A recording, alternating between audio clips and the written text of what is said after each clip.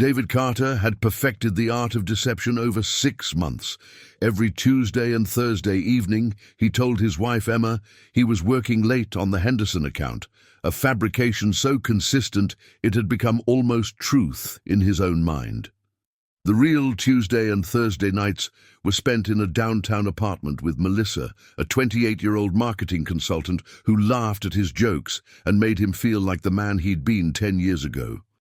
The marriage to Emma had become a landscape of silence. They moved through their home like ghosts, occupying the same space but existing in different dimensions. 15 years of marriage had eroded into routine.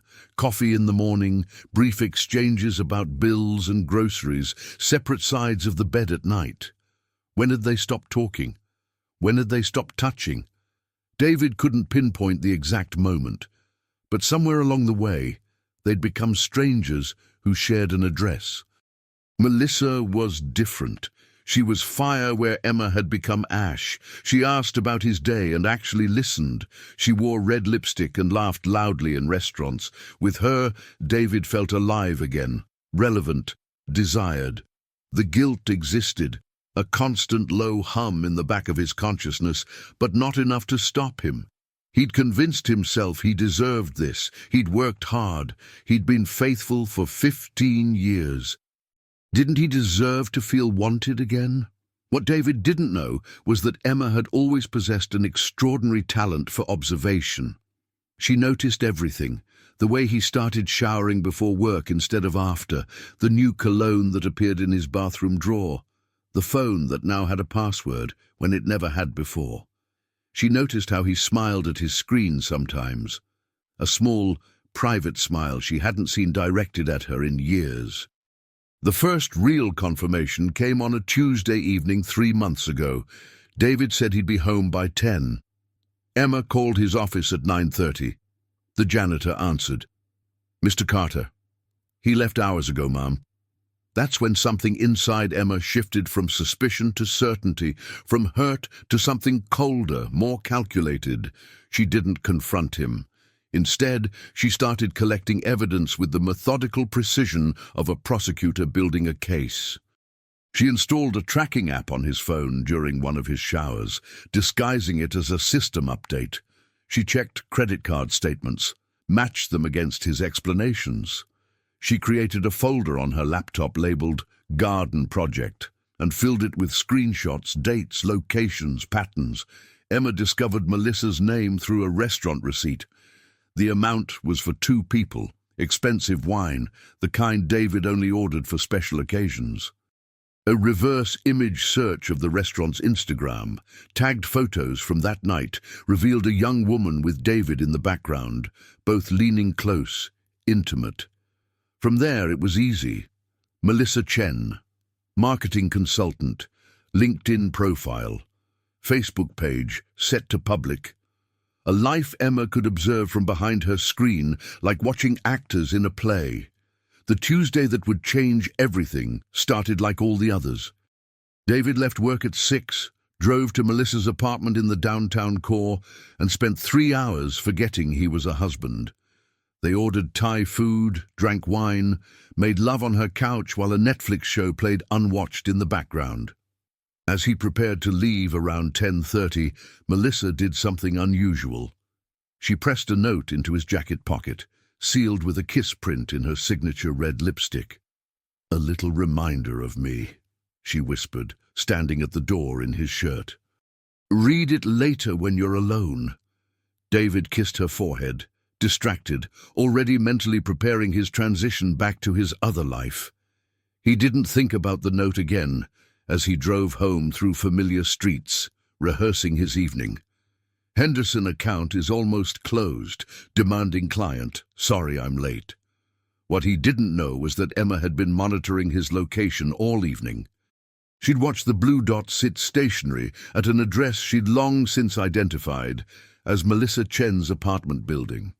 She'd watched it leave at 10:47 p.m. She'd calculated he'd be home by 11:15. She spent that 30 minutes in careful preparation. She showered, applied her perfume, The expensive one David had bought her for their 10th anniversary, barely used since. She put on the silk robe he'd once loved, dark green against her pale skin.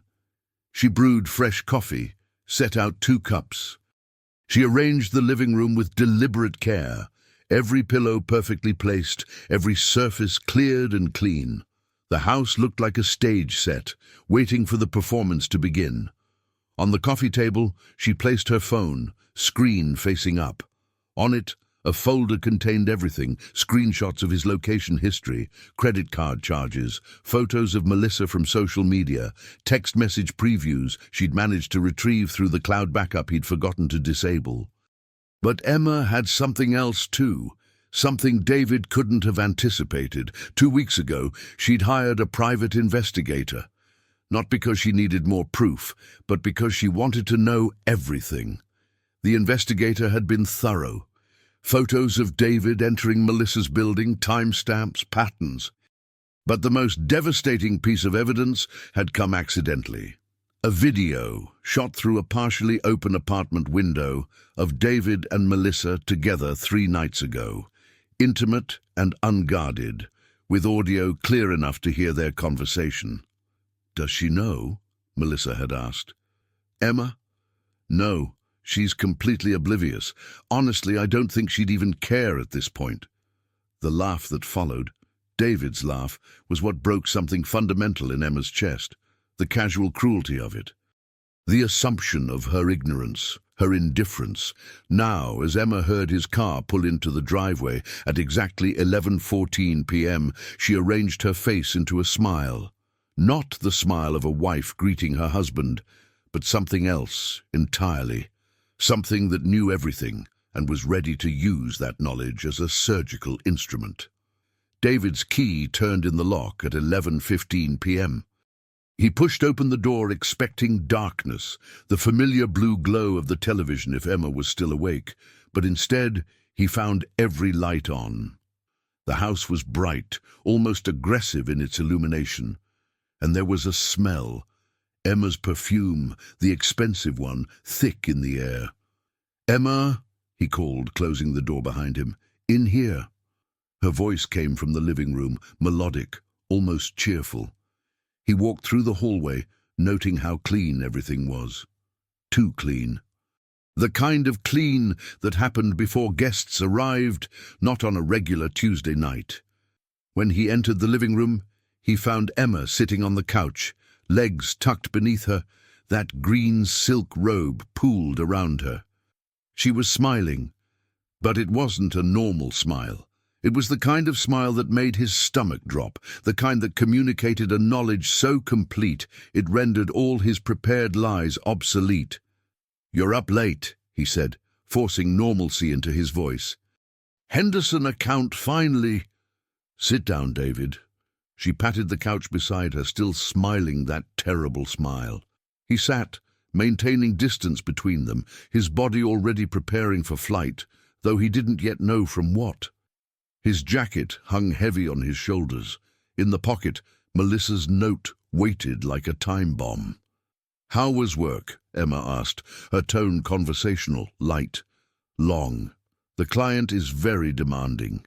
You know how it is." "I do know how it is," she agreed, nodding. "I know exactly how it is."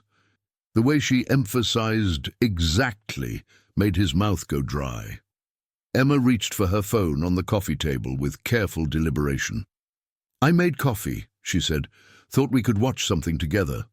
It's been so long since we've had a night together. Just the 2 of us, don't you think?"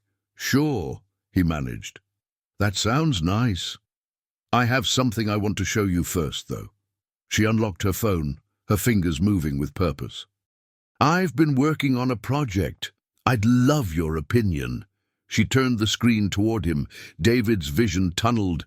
The screen showed a map, his location history, the blue line tracing his route from work to Melissa's apartment building dozens of times over months, Tuesdays, Thursdays. The pattern was undeniable. "Emma, wait," she interrupted, her voice still calm. "There's more. I want you to see everything before you speak." She swiped. Credit card statements appeared, highlighted charges circled in red. The restaurants, the wine, the hotel room that one time when Melissa's apartment had been under renovation. Emma, let me explain. Shh. She pressed a finger to her lips, still smiling. We're not there yet. She swiped again. Photos now. David and Melissa caught in various moments of intimacy by a long lens, entering her building, his hand on her back. One photo, particularly damning, showed them kissing in his car 2 blocks from her apartment. David felt his world collapsing in real time. His mouth opened and closed, words failing to form.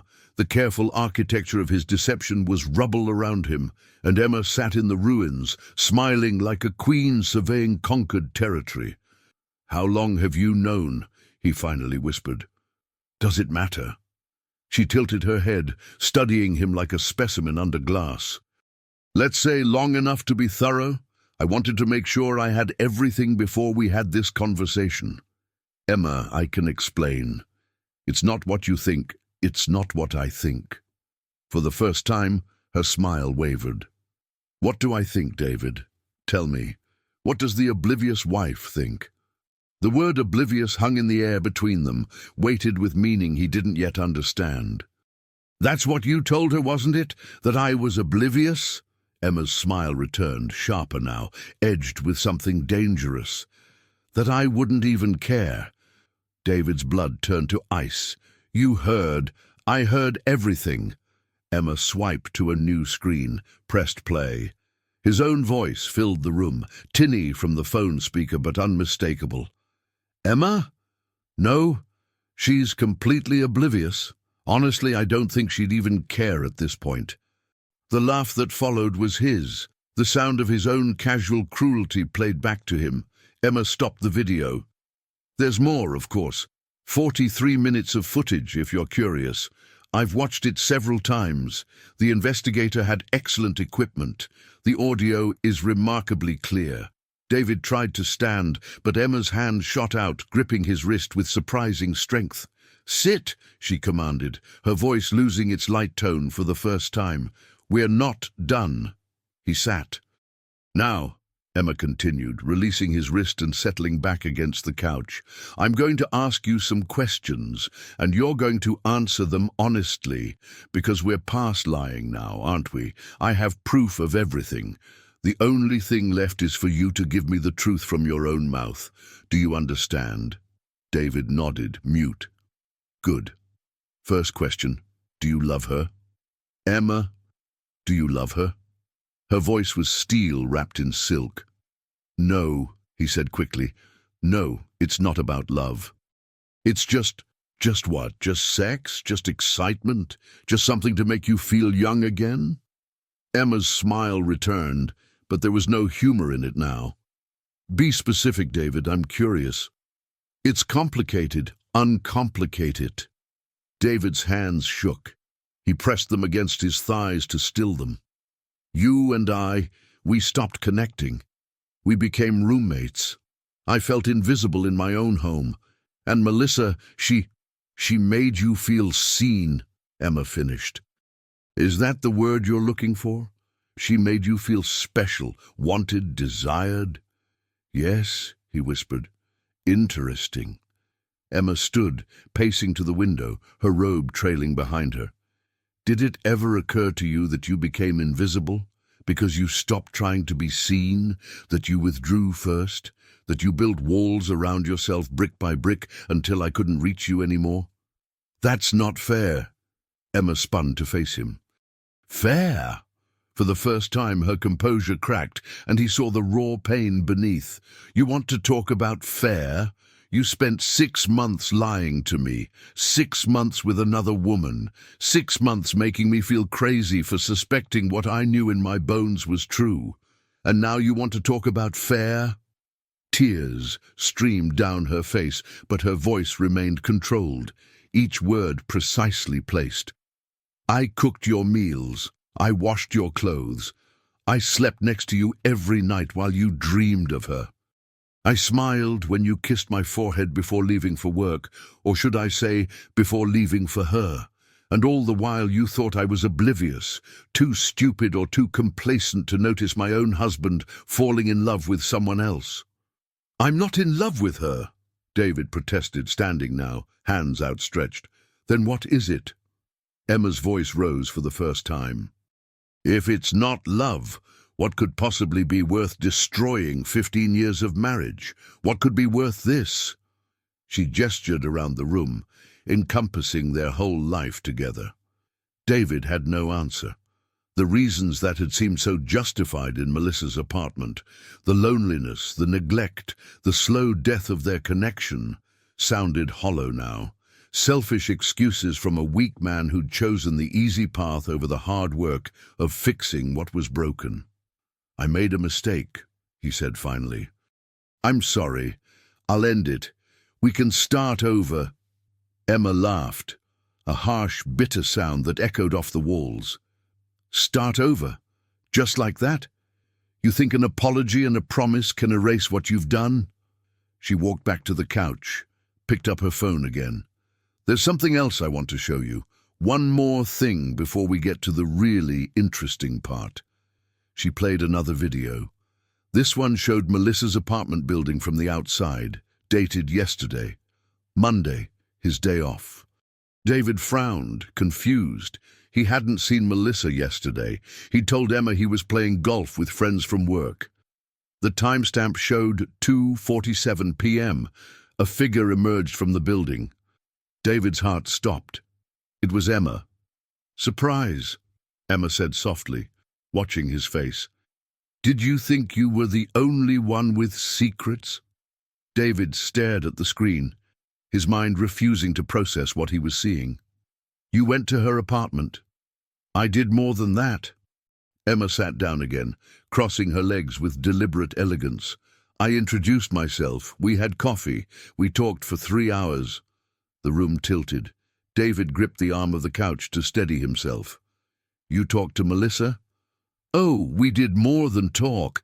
We compared notes, you might say. Emma's smile was serene now. The storm passed, leaving eerie calm in its wake. Do you know what I discovered, David? Melissa didn't know about me. Not really. You told her we were separated, on the verge of divorce. You told her you were sleeping in the guest room, that we were only staying together until the paperwork was finalized. David's face drained of color. She had no idea you were still sleeping in our bed every night, that we had dinner together every evening you weren't with her, that you kissed me goodbye every morning. She thought she was dating a man going through a divorce, not destroying an active marriage. Emma leaned forward. When I showed her photos of us from 2 weeks ago at your company party, your arm around my waist, us laughing together, you introducing me as your wife with such pride, she was devastated. Did you know she has a policy against dating married men? Her father cheated on her mother. She swore she'd never be the other woman. And yet, you made her exactly that. Emma, She cried, David. Sobbed in her kitchen while I sat across from her and watched. She kept saying she didn't know. She would never have gotten involved if she'd known.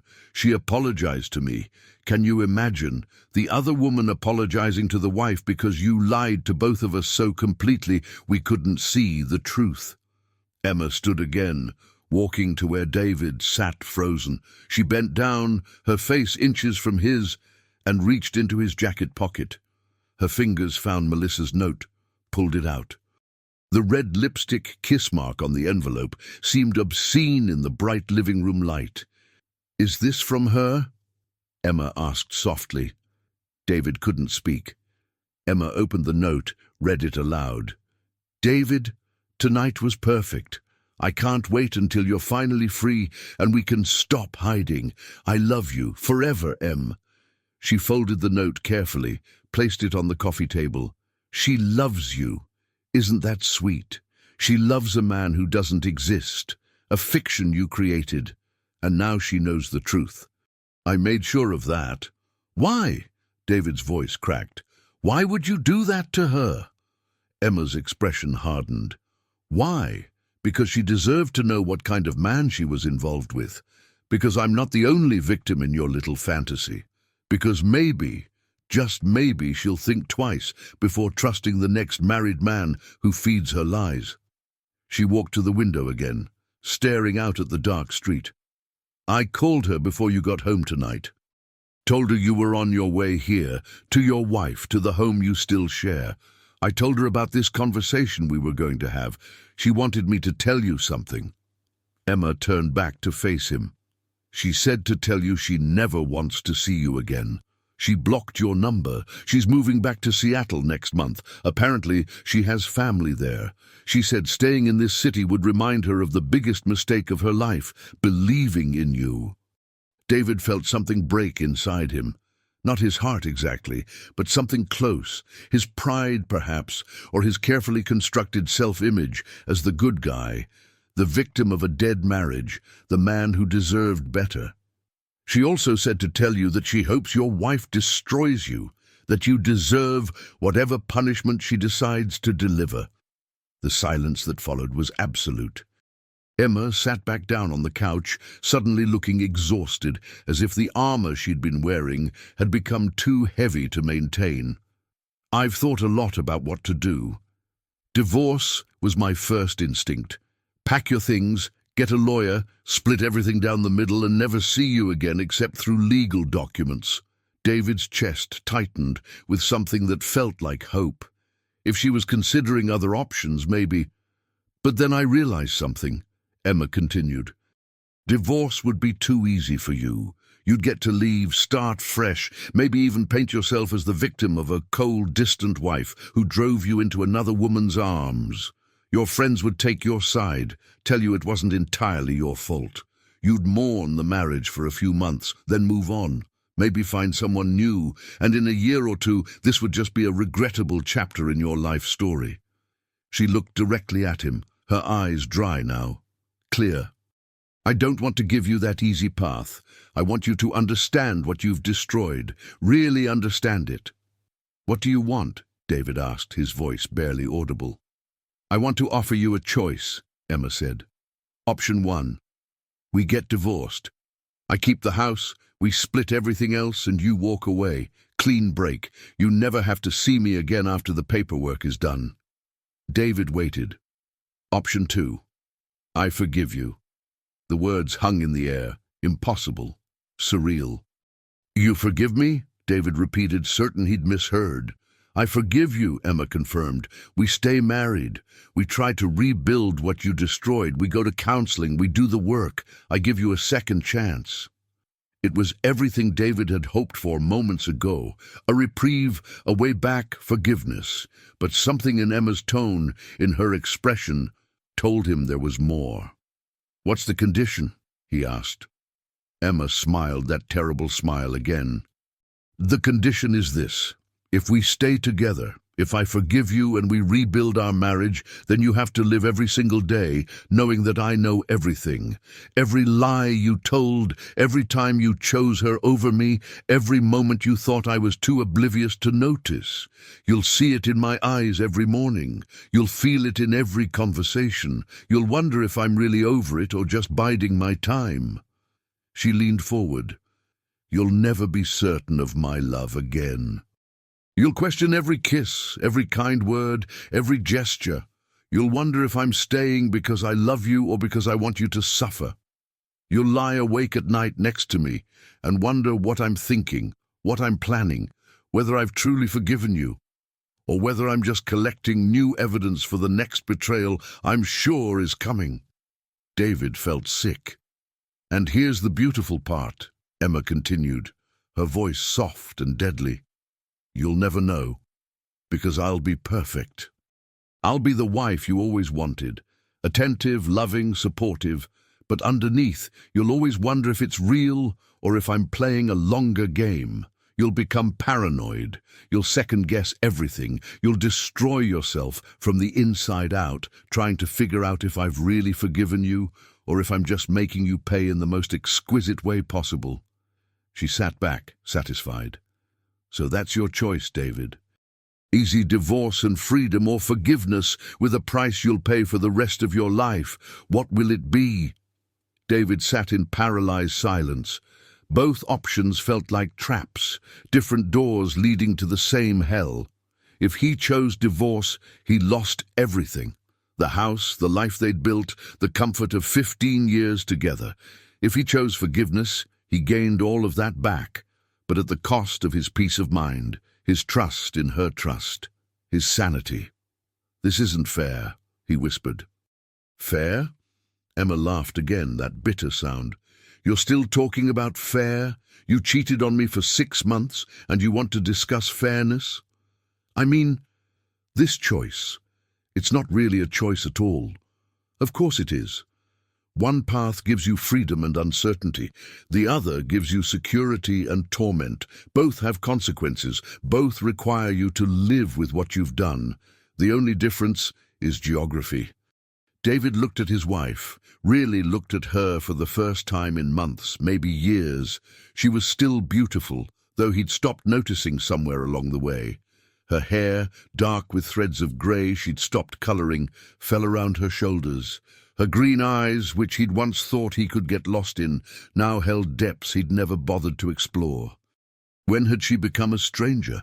Or had he become the stranger to himself, forgetting why he'd fallen in love with her in the first place? "Can I ask you something?" he said quietly. "That depends on what it is. Do you still love me? Underneath all the anger and hurt and betrayal, is there still love there? Or is this just revenge?" Emma was quiet for a long moment, her expression unreadable. "That's the question, isn't it? The one you'll spend years trying to answer if you choose to stay. But you must know what you feel right now." "What I feel right now," Emma said slowly, "is broken. I feel shattered into pieces I'm not sure can be put back together. I feel angry and hurt and humiliated. I feel like the last 15 years of my life might have been a lie. I feel like I don't know you at all, and maybe I never did." She paused, her eyes glistening. "But underneath all of that, yes, there's still love. Or maybe it's just the memory of love, the ghost of what we used to have. I don't know if that's enough to rebuild on. I don't know if love can survive what you've done to it. But it's there, buried under the rubble. Whether it's worth excavating or better left buried, that's what we'd spend the next years discovering." David felt tears on his own face now. "I'm sorry, Emma. I'm so sorry. I was weak and selfish, and I hurt you in ways I can't take back. But I do love you. I never stopped loving you, even when I was with her. I was just lost." "Lost," Emma repeated. "That's a convenient word. It implies circumstance rather than choice. But you weren't lost, David. You knew exactly where you were going every Tuesday and Thursday. You made a choice over and over again for 6 months. Own that, don't hide behind being lost." "You're right," he admitted. "I made choices, bad ones, selfish ones, and I'm sorry." Emma stood, wrapping her robe tighter around herself. "Sorry isn't enough, but it's a start. Now make your choice. Divorce or forgiveness, freedom or uncertainty. What will it be?" David's mind raced. The logical choice was divorce. Clean break, fresh start, freedom from the psychological torture Emma was promising. But something in him recoiled from that option. Maybe it was cowardice, not wanting to face the world as a divorced man who'd destroyed his marriage through infidelity.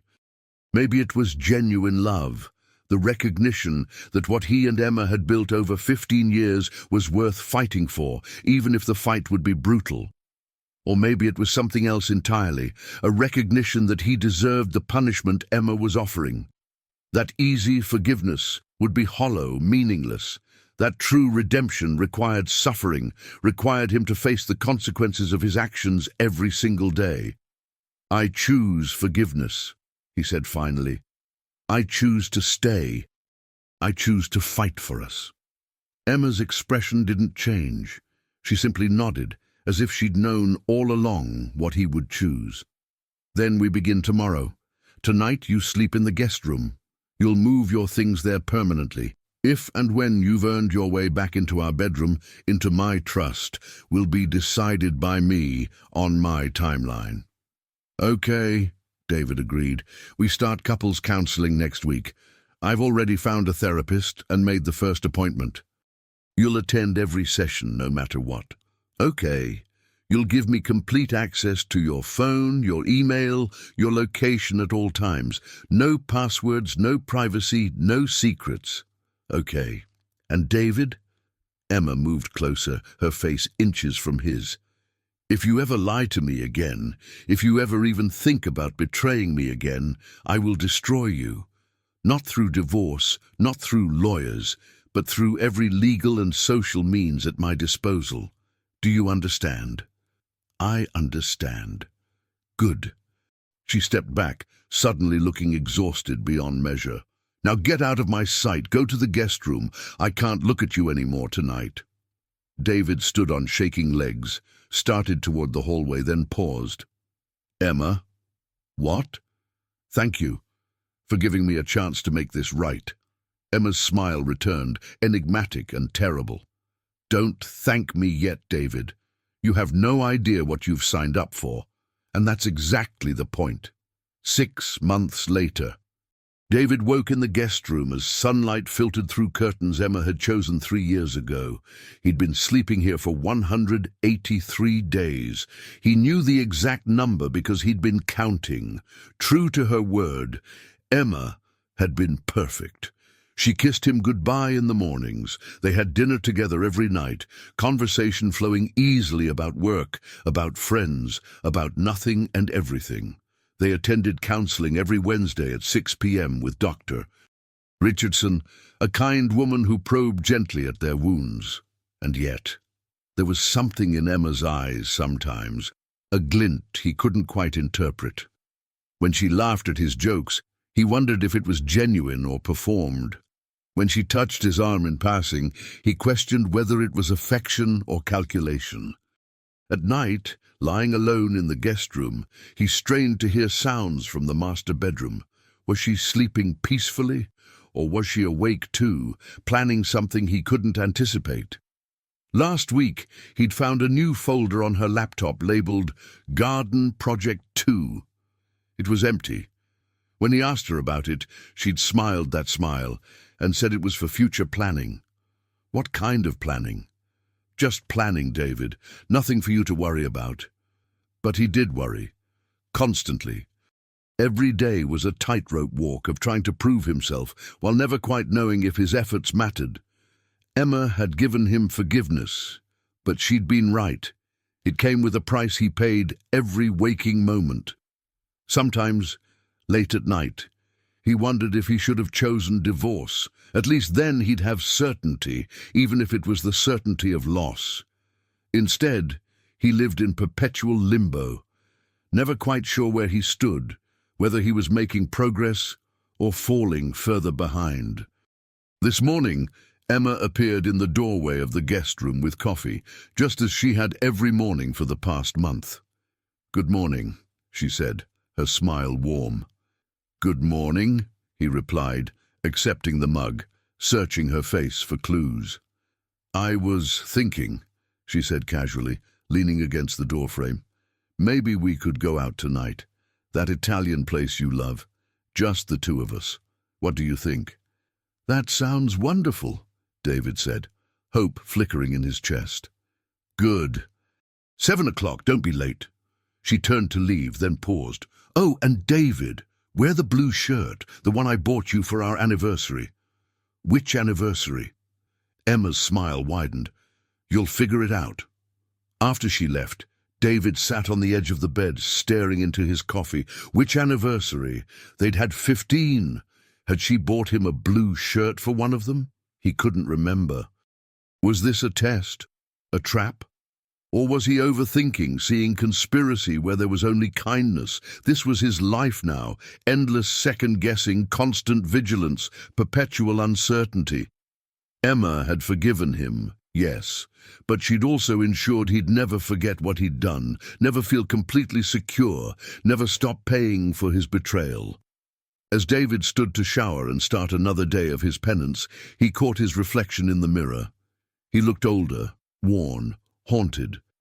The man who'd confidently lied his way through 6 months of infidelity was gone, replaced by this anxious, uncertain version who jumped at shadows. And somewhere in the house, Emma hummed while making breakfast, holding all the cards, all the power, all the answers to questions David was too afraid to ask. She'd won completely and absolutely, not by leaving him, but by making him choose to stay. In trying to keep everything, he'd condemned himself to having nothing, no peace, no certainty, no trust. The only question remaining, the one that kept him awake every night, was whether Emma's forgiveness was real or revenge in a beautiful disguise. And that question, David was beginning to understand, would haunt him for the rest of his life. That was the price of betrayal. Not the ending of love, but the poisoning of it. Not the breaking of trust, but the eternal uncertainty of whether it could ever truly be rebuilt. Emma had given him exactly what he'd asked for, forgiveness and a second chance. She just never promised it would feel like salvation. If you made it this far, don't forget to leave your comment, your like and subscribe to the channel so you don't miss any new stories. Thanks for watching and see you soon.